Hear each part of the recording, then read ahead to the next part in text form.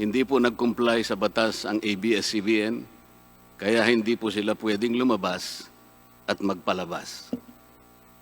Those opposing the franchise application of ABS-CBN will show with clear and convincing evidence that ABS-CBN did not comply with the terms and conditions of its franchise, as well as our laws and the Constitution.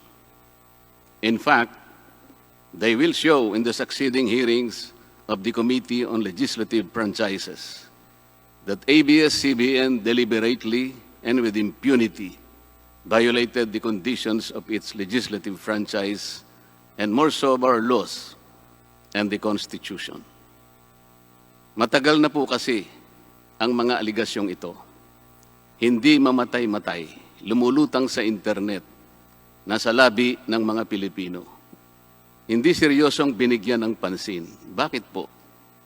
Tikom ang bibig ng may kakayahang magsiwalat nito dahil takot sa maimpluwensyang network na kayang sirain ng tao, kandidato man o hindi.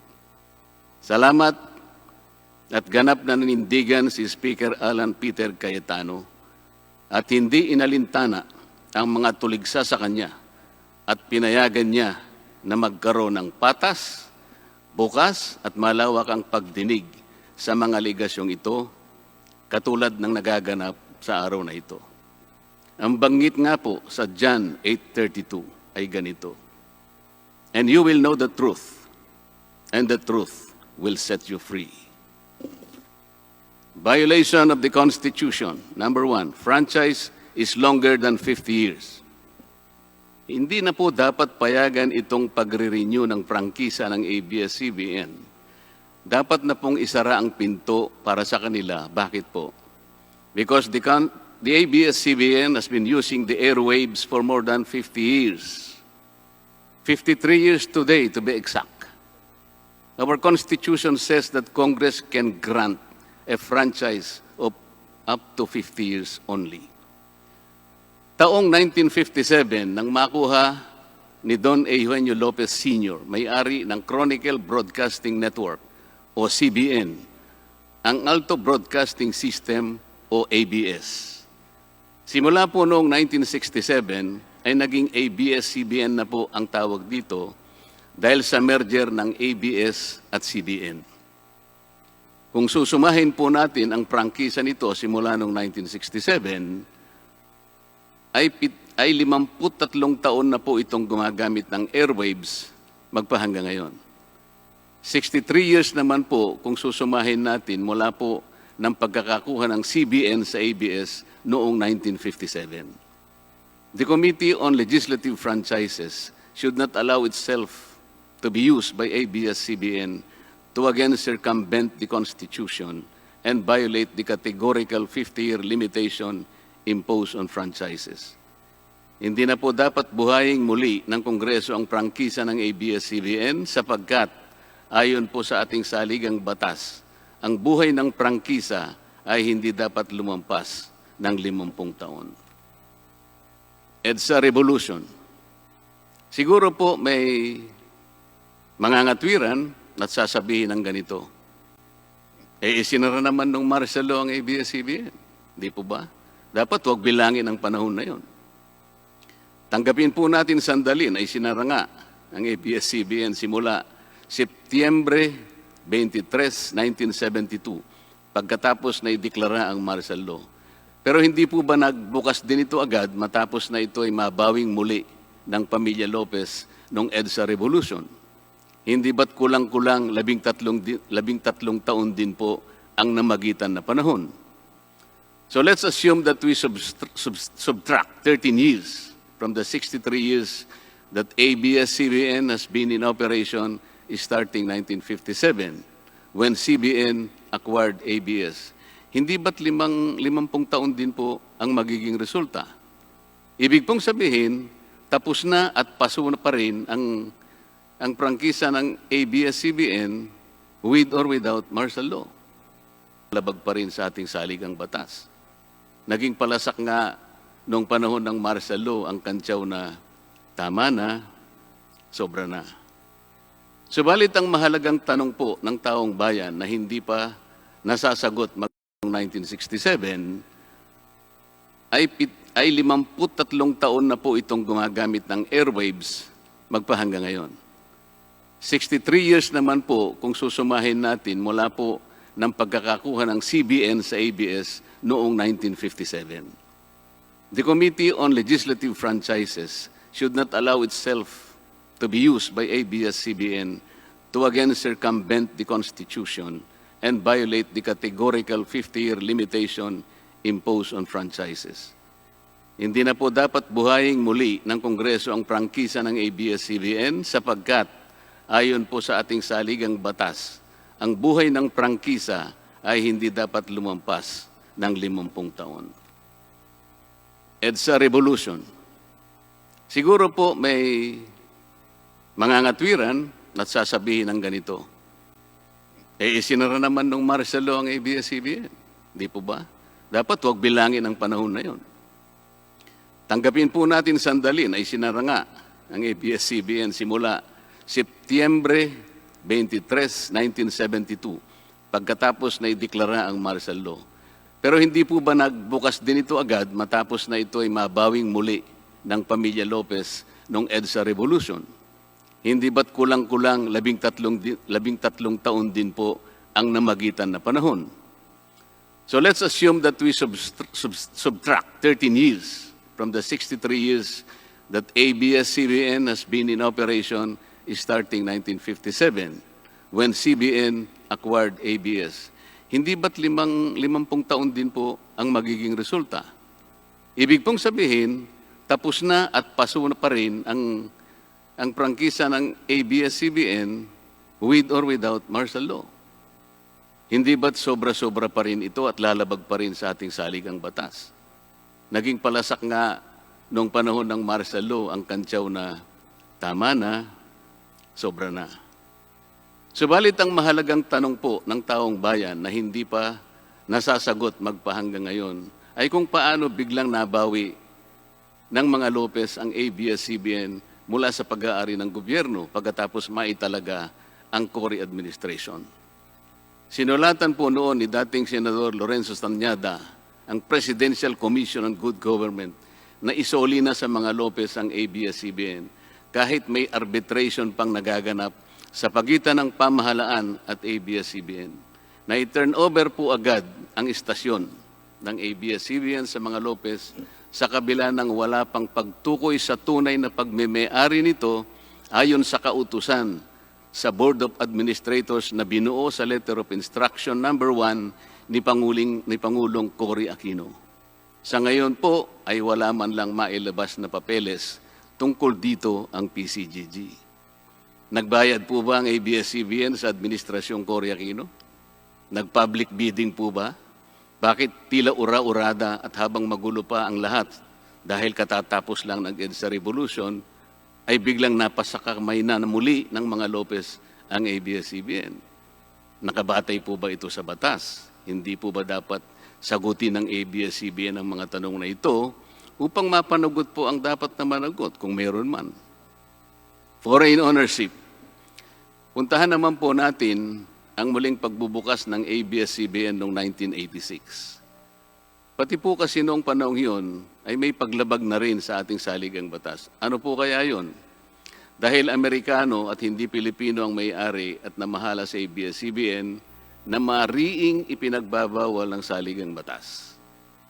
Congress should deny the franchise application of ABS-CBN for its clear violation of the Constitution, requiring 100% Filipino ownership and management of mass media companies.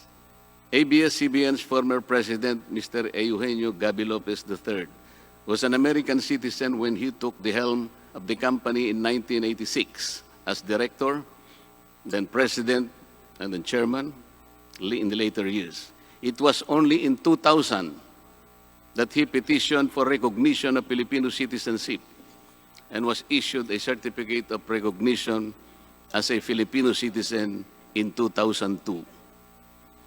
At kahit sabihin po nating wala na ngayon sa management ng ABS-CBN si Ginoong Gaby Lopez, nagpatuloy pa rin ba sa paglabag sa saligang batas ang ABS-CBN? Opo. Dahil magpahanggang ngayon ay nagbebenta pa po sila sa mga banyaga, mga hindi Pilipino, ng pag-aari o ownership rights ng ABS-CBN. Through an intricate web of corporate layering, ABS-CBN lets non-Filipinos to own its common shares through the issuance of Philippine Depositary Receipts o PDRs. In September 1999, the ABS-CBN Holdings Corporation offered 132 million Philippine Depositary Receipts underlying the 132 million common shares of ABS-CBN. Immediately prior to the closing of the PDR's offering, Lopez Incorporated, the main stockholder of ABS-CBN Corporation, transferred 132 million ABS-CBN shares to ABS-CBN Holding Corporation, its alter ego.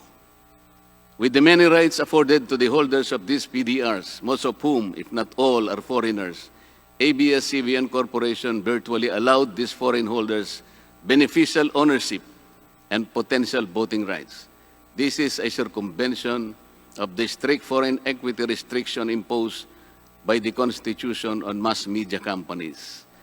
Quite obviously, the ABS-CBN PDR instrument, a creative financial mechanism, is being used as a subterfuge to indirectly own the underlying ABS-CBN shares of stock.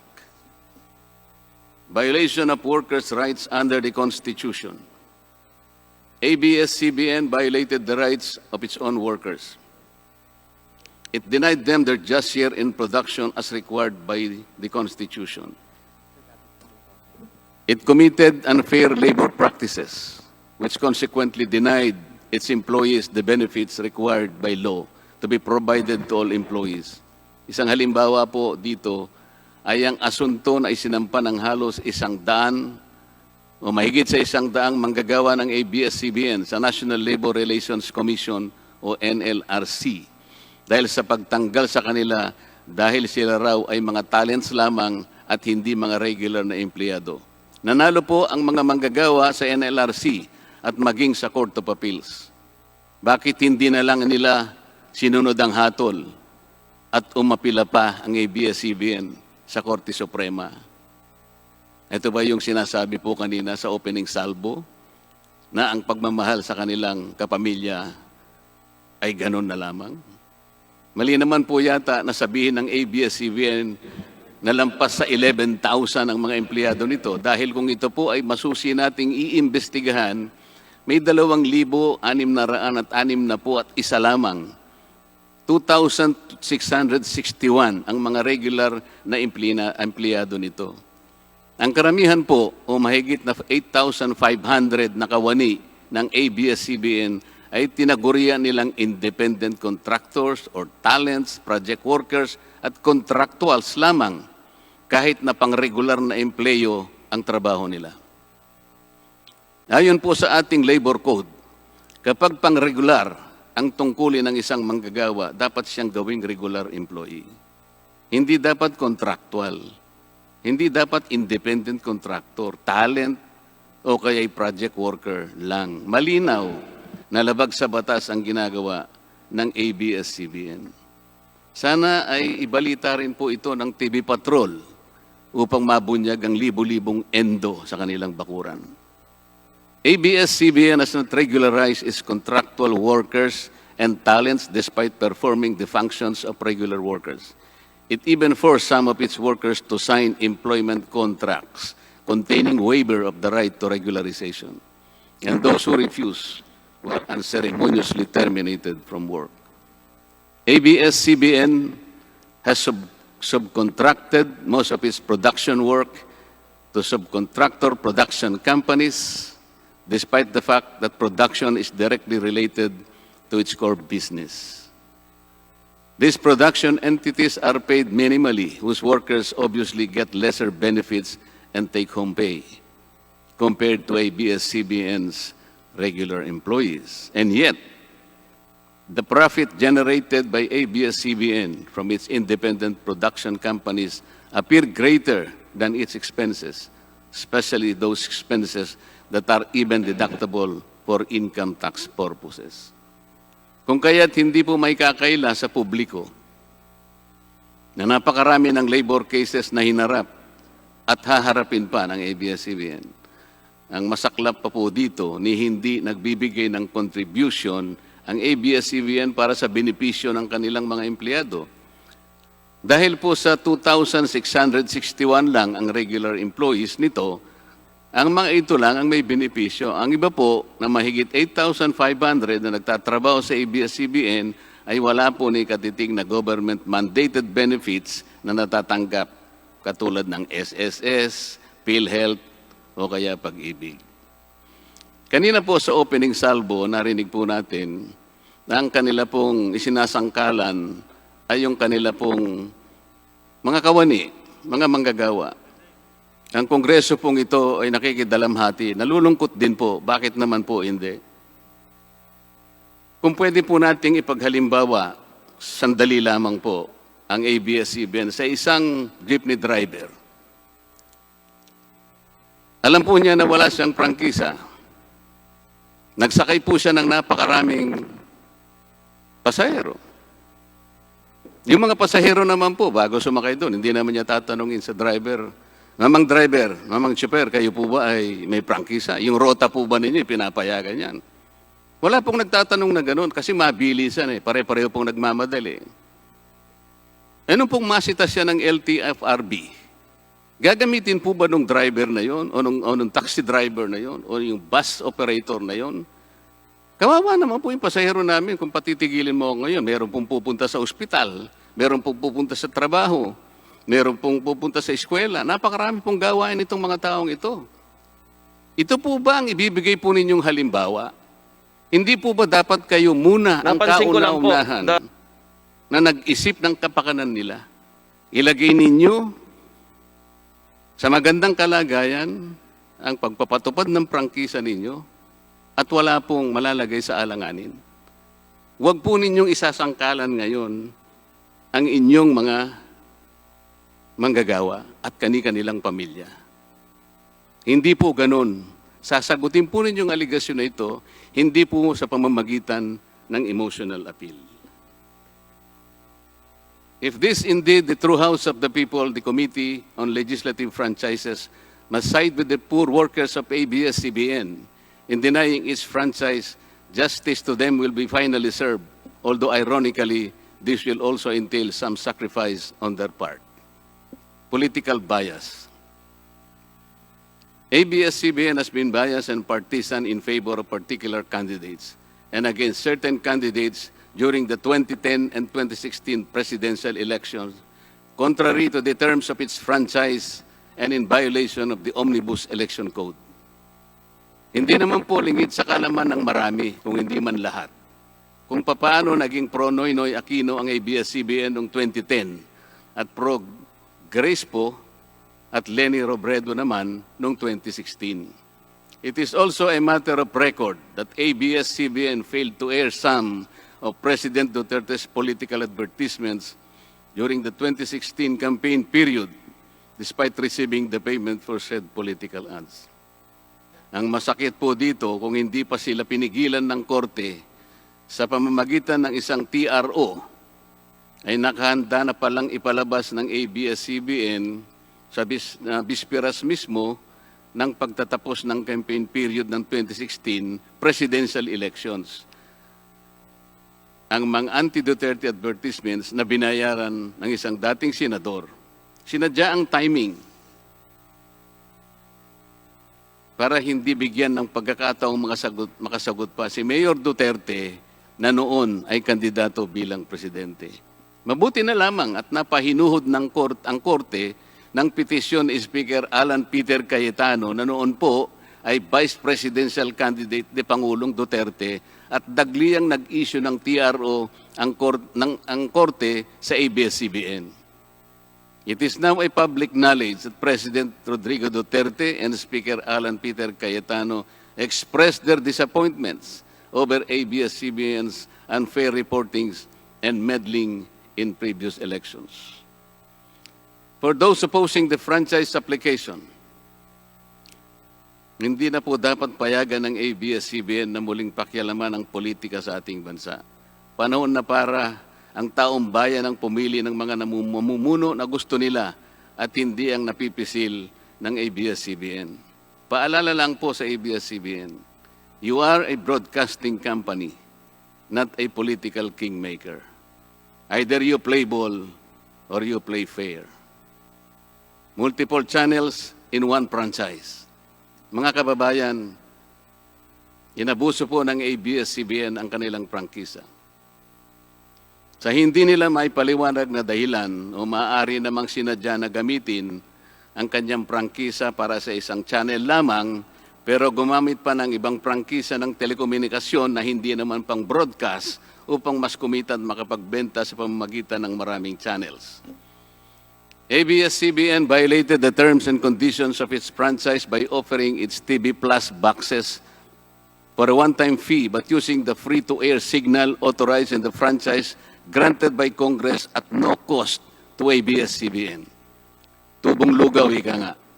But this practice of ABS-CBN without permission from Congress or the National Telecommunication Commission is killing the cable industry, which depends on monthly based subscription of its clientele. At bukod po sa pagbebenta ng TV Plus box sa publiko, sa Kapamilya Box Office Channel na nakapaloob dito, ay nagawa pang maningil ang ABS-CBN sa bawat pelikulang gustong mapanood ng publiko sa KBO Channel. Ibinenta na nga ang TV Plus box, ibinenta pa rin ang mga palabas na pwedeng mapanood sa TV Plus box. Dobleng tubong lugaw na po ito. Hindi po saklaw ang mga ito sa prangkisa na ipinagkaloob ng Kongreso sa ABS-CBN.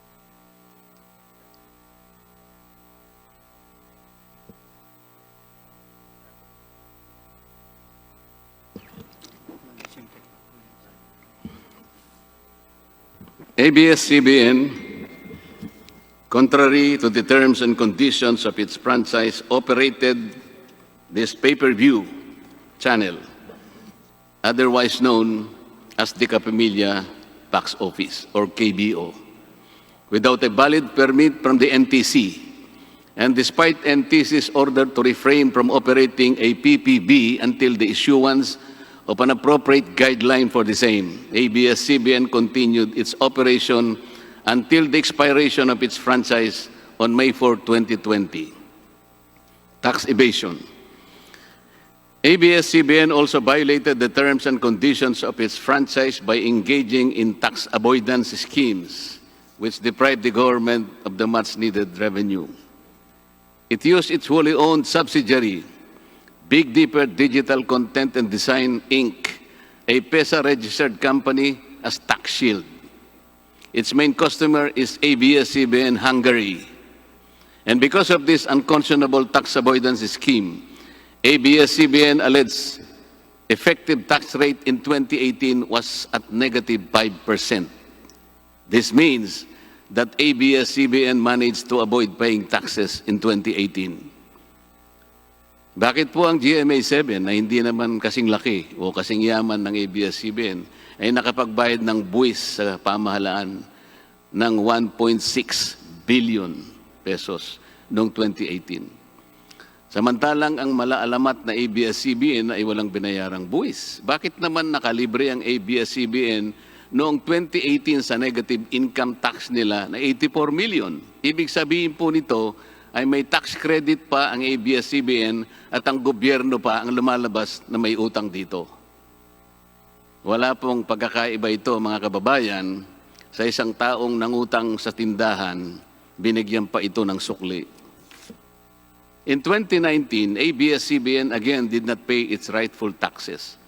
It avoided this by entering into compromise agreement with the Bureau of Internal Revenue, with the latter accepting the settlement of 152 million pesos plus from ABS-CBN, equivalent to only 40% of its assessed deficiency in income tax, value-added tax, and documentary stamp tax payments.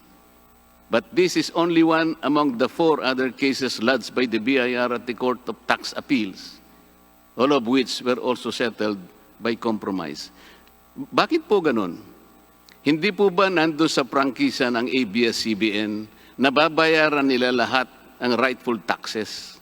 Kinakailangan po bang sila ay habla pa ng BIR bago sila mapilitang makapagbayad lamang kahit settlement lamang?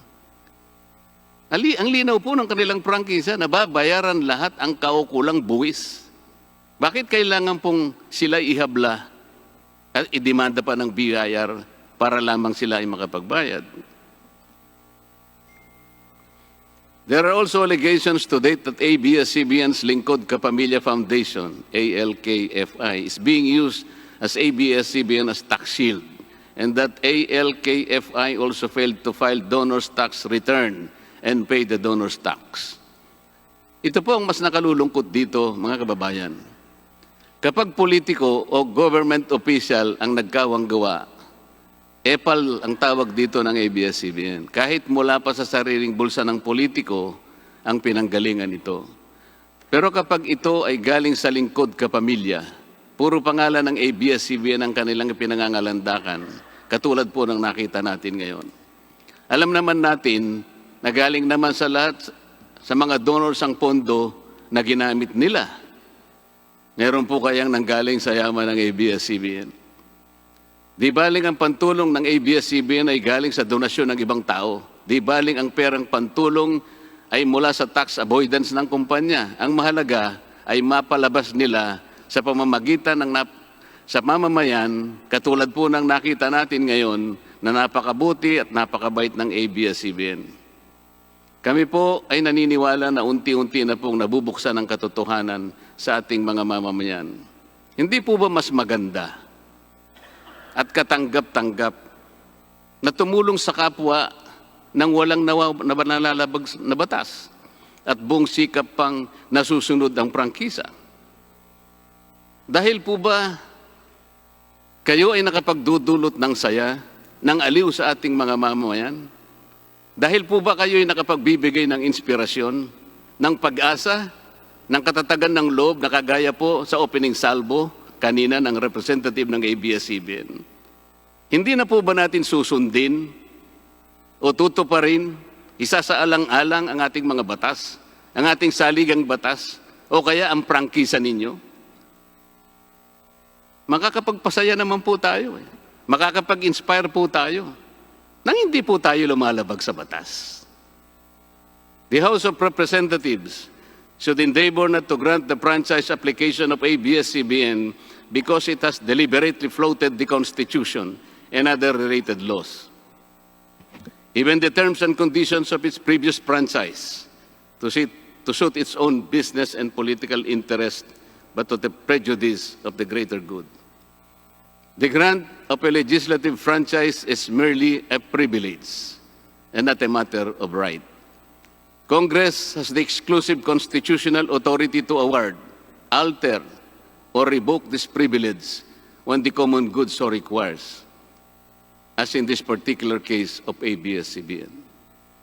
We believe that it is but right for the House of Representatives to deny this time the franchise of ABS-CBN for flagrantly violating the Constitution and related laws, even its own franchise, making it unworthy of the grant of this special privilege by the state. Alam mo kung sino lang ang pinakamatinding magiging kalaban ni Cardo? Sino? Nako, kabahan ka kay si Cardo. Ang pinakakalaban ni Cardo. Sino? Feeling ko si Kiboloy. Yung nagpahinto ng lindol. Si Kiboloy lang ang magpapahinto ng probinsyano. Abangan nyo yan. Oh. So inahamon kita Kiboloy, pahinto mo nga ang probinsyano. Napahinto mo pala ang lindol eh. Apakayabang nyo pala eh.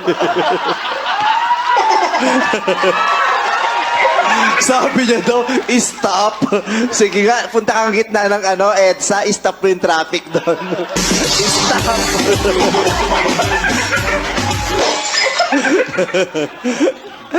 Iba ka, Kiboloy. Kailan mo ba gustong mapa-stop ang probinsyano? Ikaw, pwede ka. Kailan mo gustong i-stop? 1 buwan, 2 buwan, 3 buwan, 4 na buwan? Ikaw. Baka sa 4 na buwan, hindi lang yung probinsyano may stop. Baka pati yung network mo, stop na yan. Mr. Speaker, ABS-CBN posed the challenge. Obviously, the challenge was accepted. There is no reason to complain. Maraming salamat po.